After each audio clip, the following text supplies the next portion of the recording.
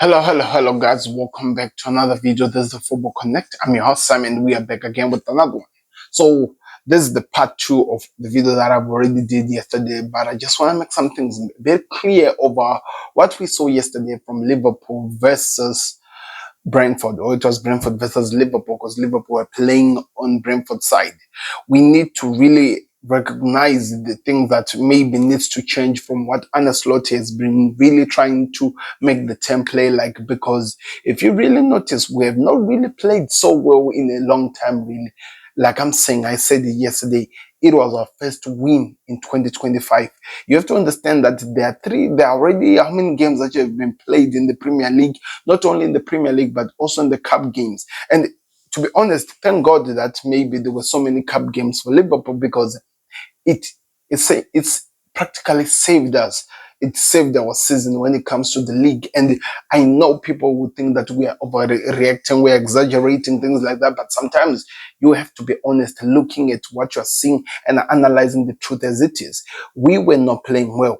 We did not look like a team that understand what they were doing. Not because that we were not attacking, not because we were not pressing, not because we were not winning our games, not because we were not doing something, but the problem is this: it was easy for teams to concede against us, for teams to score us, and even for us to concede against the teams we were playing with. You have to remember the team goal that the big one scored against Tottenham Hotspur. Even though we know that there was an element of the officials doing some things wrong while the player was injured, was outside, they went on and scored. But not only on that, if you look at the United game, it was easy for United to target some of our weaknesses and take advantage of that. But also the problem was that when they were doing that, we could not hurt them back in terms of actually trying to produce something going forward. And it has really been affecting our season. If it is not frustration in the game, we are in trouble. Look at the Nottingham Forest game, the way the team was able to frustrate us in front of goal, and the way they were able to score a goal, and their fans practically worked against us, and it just made the team so difficult, the game so difficult. Only Diogo Jota, who came in and Tsimikas to come and change the game. So those are all examples of how we have been playing as a team. These are examples of how we've been performing as a team. So winning against Brentford, it means a lot to us Liverpool fans, even though some say that everything, it means a lot, because we needed somebody to lift the spirits in the team. We needed somebody to create something, and none other than Darwin Nunez. He is the guy now we can look at and say that, okay, he made it possible. He gave us an opportunity, an option to fight again, an opportunity to actually smile and have that sense of belief that we are still in control. Things are going well, because like I'm saying, we might have 90% of the ball position, but if we are not finishing, we are not winning the games, then it doesn't matter. We might have the highest XG, or high expected goals as they call it, but if those expected goals are not materializing into goals which wins us game, it does not work. And also, if we are allowing teams to have opportunities against us for them to score us, then it does not work. We needed at least a game to start believing again, because I know players have gone out, we have had injuries, but most of the players are back. Most of the players are back. And of course, it was turning toxic, because we need signings. That's not a lie. That's the truth. We need signings. And everything that the Liverpool board are doing every single time are telling us that they're going to do everything during the summer.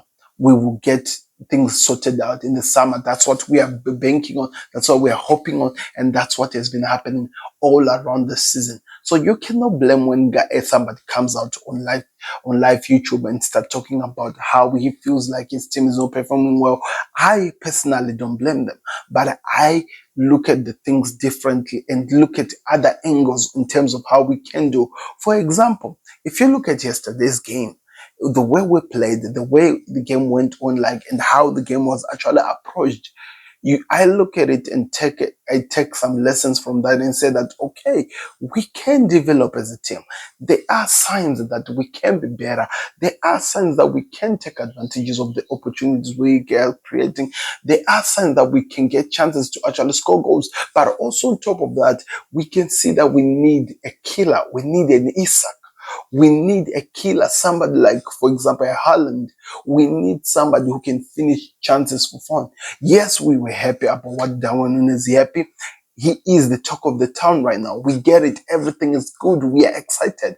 But it's not lasting always every single time. We find the problems and it disappears. One thing that so many people, they have not really wanted to admit, but we all can see clearly is Mo Salah is off form.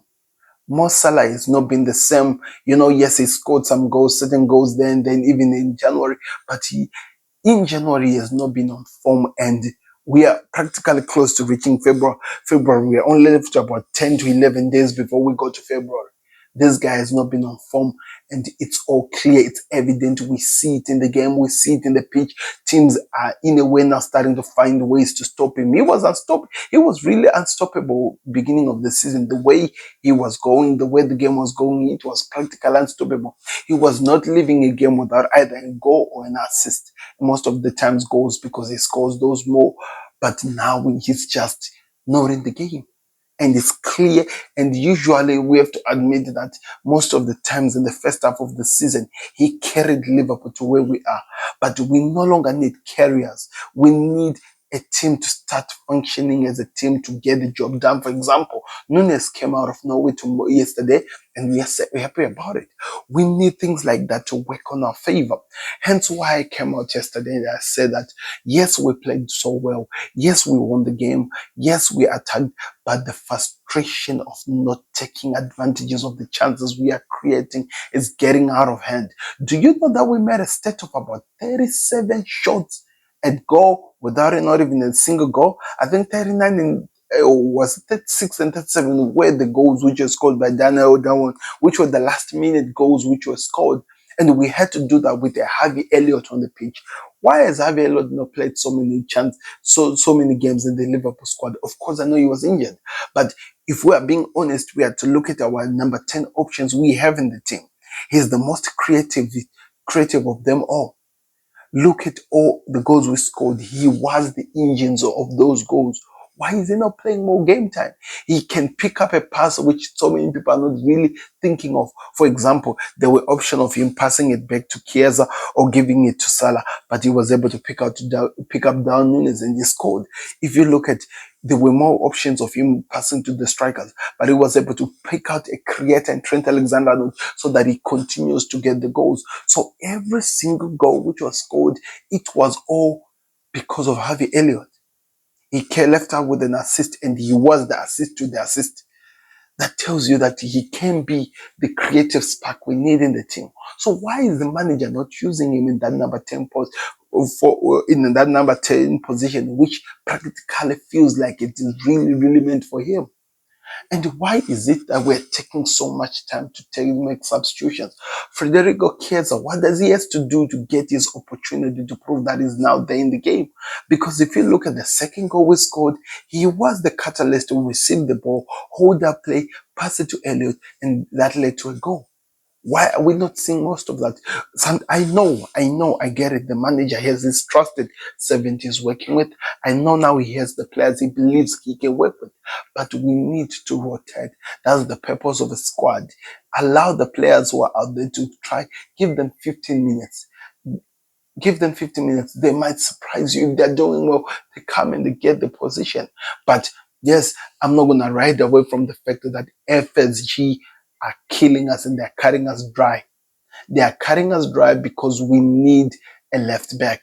They keep promising us. One thing about the FSG's PI is really good. They can advertise anything that can happen, and yet we still see nothing really for materializing in terms of what we need to do. This is bigger than yesterday's game. We have an opportunity to win the title. Why can't you make the sacrifice to make the team you say you claim you love, give them what they need so that we can win something?